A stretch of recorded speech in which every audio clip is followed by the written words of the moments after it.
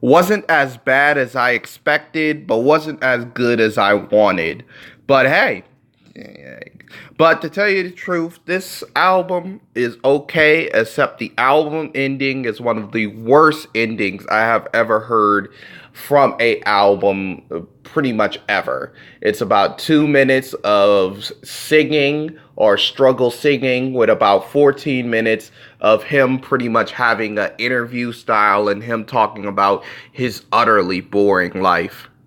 Now, for all of you who don't know who this is not Kodak Black if he got skinnier.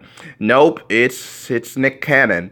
And of course, he had a good show called Wildin' Out, The only noted show, the only notable show, if you ask me, that MTV came out with in like 5 years. True Life was okay, but it actually had something to do with music, and I'm pretty proud of the show existence. Also, he did some minor movie roles throughout his life. He hosted America's Got Talent, I guess, until he quit or got fired for some reason. I mean, he was a good old boy. He was like Wayne Brady. He was pretty much the Wayne Brady of America, like a younger version. And of course, he married Mariah Carey, Of course, she was like at her senior, she was pushing like near the senior range when he married her, and she was 20 years older than her, to tell you the truth. But hey, he got it. She was still hot, to tell you the truth. So hey, I guess that's a win for him. And she got divorced, and I know that he doesn't have enough money as Mariah Carey. So please don't tell me you signed a prenup, Nick. Please don't tell me you signed a prenup. And the boy came out with this newest album called Calling All Models. And to tell you the truth, the concept of this album kind of made me think that he listened to Erica Badu, like mixtape she had a while back, and said, yeah, there's an idea, because all the tracks have something to do with call. Whether it's missing call, hold my call, just all types of calls. And of course, he butchers a Usher song called You Don't Have to Call. It's okay, girl. Yeah, I love that song until, he kind of butchered it and slaughtered it. Just, oh man, tell you the truth. But hey, now, this album features like a good sample. Like they would take a soul sample, like pitch it down, and then have it as the intro for a song, like they did on Missing Calls and Long Distant Calls. Of course, I know Missing Calls samples Psy, I believe, you know. Also, it has lines like "Swimming with the sharks make me realize my fishy friends." And he also makes a reference to fucking a bitch to sleep. And I was like, oh, okay, Chris Brown, come on. On the track Hold My Phone, he has a botched attempt of being clever where he says you have to reap what you sell. And I'm like, reap what you sell? Man, that's just common capitalism. Congratulations. You know the basics of economics.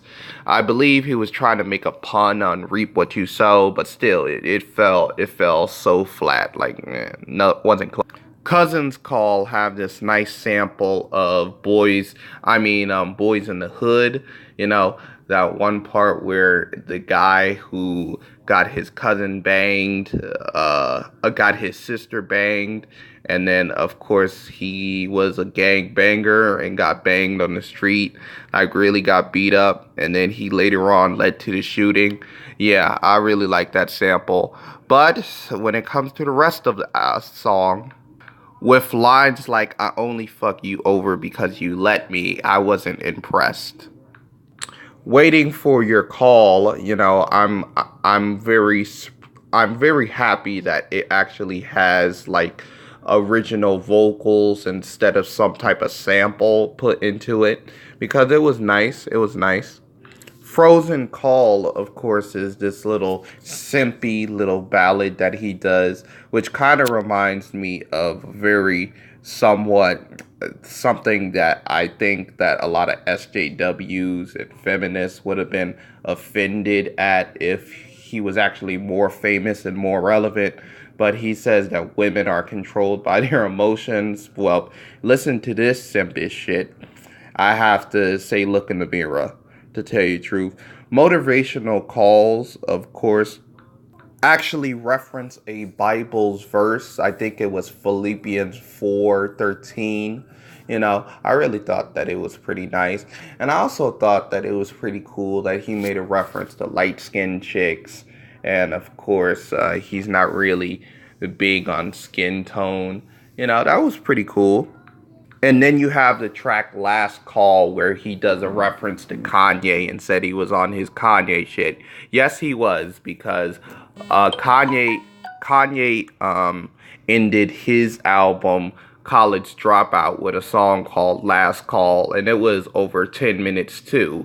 Except Kanye had a sense to rhyme in those 10 minutes for the most part, or at least to shout out some people, not just blander on and take up half your album time just talking and shit like that, But hey, this wasn't really a good project like that. Uh, until like the last track, it was maybe harmless and stuff, but it really bogged me down with the last track. I'm giving it a 3.